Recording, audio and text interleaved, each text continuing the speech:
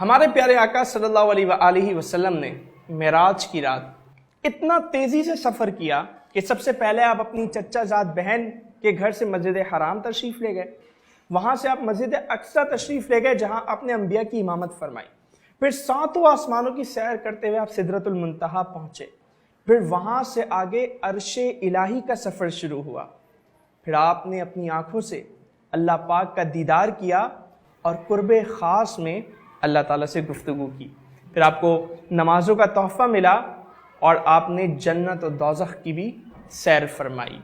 واقع معراج سے آپ صلی اللہ علیہ وآلہ وسلم کی شان کا اندازہ ہوتا ہے کہ معراج کی رات آپ جس بستر پر آرام فرما رہے تھے، جب آپ معراج سے واپسی آئے تو وہ بستر اسی طرح گرم تھا، جاتے ہوئے آپ نے جس پانی سے وضو فرمایا تھا وہ پانی اب بھی بہہ رہا تھا، سفر معراج پر جاتے ہوئے جس ٹہنی سے آپ کا امامہ ٹکرایا تھا وہ ٹہنی واپسی پر بھی ہل رہی تھی، برسوں زمانے کی حرکت رکی رہی، نہ ناخن بڑے ہوئے نہ کسی کے بال، نہ پودوں کے قد میں اضافہ ہوا نہ درختوں کی جسامت بڑھی، برسوں کا طویل ترین سفر پیارے آقا صلی اللہ علیہ وآلہ وسلم نے کچھ ہی وقت میں طے فرمایا۔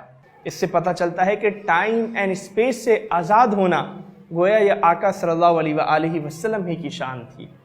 سر، بیت المقدس اور وہاں سے سدرۃ المنتہا اتنے مختصر وقت میں کہ ٹہنی کا ہلتے رہنا اور بستر کا گرم رہنا، سر یہ کیسے ممکن تھا؟ دیکھیں، ویسے تو ہمارا علم محدود ہے اور اللہ کی قدرت لامحدود، جہاں ہمارے علم کے سامنے فل سٹاپ لگتا ہے وہیں سے ہمارے عقیدے کی ابتدا ہوتی ہے۔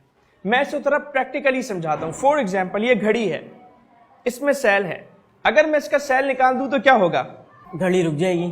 گھڑی رک جائے گی۔ بالکل اسی طرح کائنات اور اس کا نظام آقا صلی اللہ علیہ وآلہ وسلم کے وجود سے چلتا ہے۔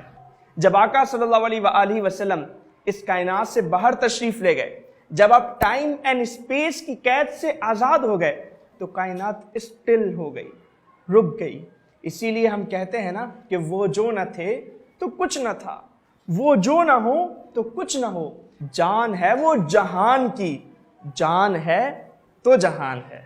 سر، ایک اور سوال کہ کوئی ٹائم اینڈ اسپیس سے کیسے آزاد ہو سکتا ہے؟ جی، جیسے کہ میں نے آپ کو بتایا کہ پیارے آقا صلی اللہ علیہ وآلہ وسلم وجہ وجود کائنات ہیں۔ اللہ تعالیٰ فرماتا ہے کہ اے محبوب، اگر آپ نہ ہوتے تو میں زمین و آسمان کو، جنات اور فرشتوں تک کو پیدا نہ فرماتا۔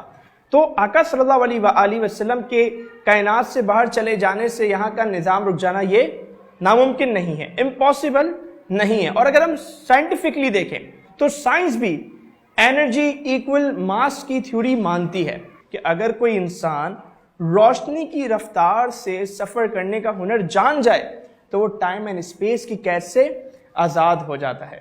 پھر مائنڈ سائنسز کے یہاں بھی بینڈنگ آف ٹائم کی ایک تھیوری موجود ہے۔ وہ کہتے ہیں کہ اگر انسان پوائنٹ اے سے پوائنٹ بی کے درمیانی فاصلے کو زیرو کر دیں تو کیا ہوگا؟ اب ٹائم اینڈ اسپیس سے آزاد ہو جائیں گے۔ تو ہم بات کر رہے ہیں سفر معراج کی۔ تو آقا صلی اللہ علیہ وآلہ وسلم کے لیے یہ کیسے ناممکن تھا، کیسے امپاسبل تھا؟